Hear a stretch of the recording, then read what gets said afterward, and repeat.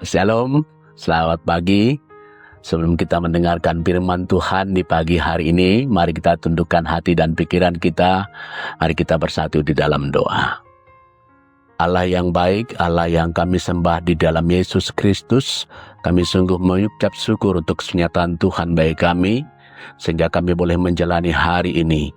Terima kasih Bapa, sebelum kami melakukan segala aktivitas kami rindu mendengarkan kebenaran firman-Mu yang menjadi tuntunan dalam hidup kami. Berfirmanlah ya Tuhan, dalam Yesus kami berdoa. Amin. Sahabat GKPS TV, firman Tuhan bagi kita di pagi hari ini tertulis dalam kitab 1 Samuel pasal yang kedua, ayat yang kedua. Demikian firman Tuhan. Tidak ada yang kudus seperti Tuhan, sebab tidak ada yang lain kecuali Engkau, dan tidak ada gunung batu seperti Allah kita. Demikian kebenaran firman Tuhan. Teks firman Tuhan ini adalah nyanyian Hana, ungkapan syukur setelah Allah mengabulkan doanya dan memberikan seorang anak, yaitu Samuel.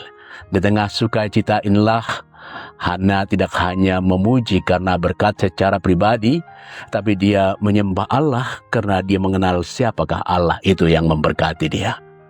Ayat 2 bersaksi, tidak ada yang kudus seperti Tuhan, sebab tidak ada yang lain selain Engkau, dan tidak ada gunung batu seperti Allah kita.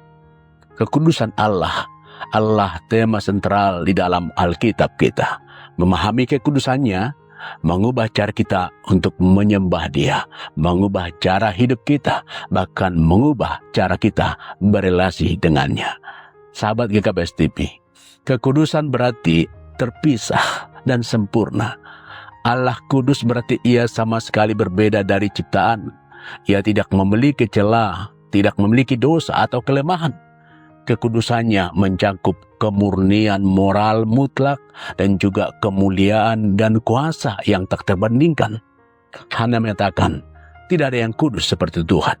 Artinya, semua klaim kekudusan di dunia ini oleh Allah palsu, oleh manusia atau lembaga-lembaga apapun, itu hanyalah bayangan. Hanya Allah lah yang kudus secara esensial. Ayat ini juga menegaskan eksklusivitas Allah, sebab Allah tidak ada yang lain selain Engkau. Kekudusan Allah menolak segala bentuk penyembahan kepada berhala. Tidak ada yang sebanding dengannya. Bagi kita hari ini mengingatkan bahwa kita tidak bisa mencampur adukan iman dengan nilai dunia yang berbentangan dengan kekudusan Allah. Hana menyebut Allah juga dengan pemahaman sebagai gunung batu. Dalam perjanjian lama, gunung batu itu melambangkan perlindungan yang kokoh, tempat berlindung dari musuh, sumber kehidupan, di mana air dari batu di padang gurun, melambangkan keteguhan, tidak akan goyah dan tidak akan berubah. Ini berarti, kekudusan Allah bukanlah sesuatu yang menakutkan tanpa kasih. Tetapi sebaliknya, karena Ia kudus, Ia adalah satu-satunya tempat yang benar dan aman bagi umat-Nya. Orang yang berlindung padanya tidak akan jatuh. Sahabat GKPS TV, jika Allah begitu kudus, bagaimanakah kita harus merespon Allah yang kudus itu? Kekudusan Allah menuntun kita untuk menyembah dengan hormat, dengan gentar, bukan dengan sembrono. Seperti Hana yang mencurahkan jiwanya dalam doa dan dalam pujian. Penyembahan yang benar lahir dari pengakuan akan siapakah Allah itu. Kekudusan Allah memanggil kita untuk hidup kudus. 1 Petrus pasal pertama ayat 15 hingga ayat 16 mengingatkan, hendaklah kamu menjadi kudus dalam seluruh hidupmu, sama seperti Dia yang kudus. Kekudusan bukan hanya atribut Allah, tetapi itu adalah standar hidup umat-Nya.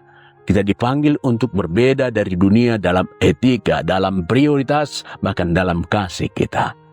Kita juga harus meyakini, karena Allah adalah gunung batu yang kudus, kita memiliki pengharapan yang tidak akan tergoyahkan. Dunia bisa gonjang, tetapi Allah tetap sama. Kekudusannya menjamin bahwa janji-janjinya pasti dan keadilannya sempurna, melindungi dan menyertai perjalanan kehidupan kita. Sahabat GKPS TV, Hana yang tadinya mandul dan dihina, mengalami sendiri kesetiaan Allah yang kudus.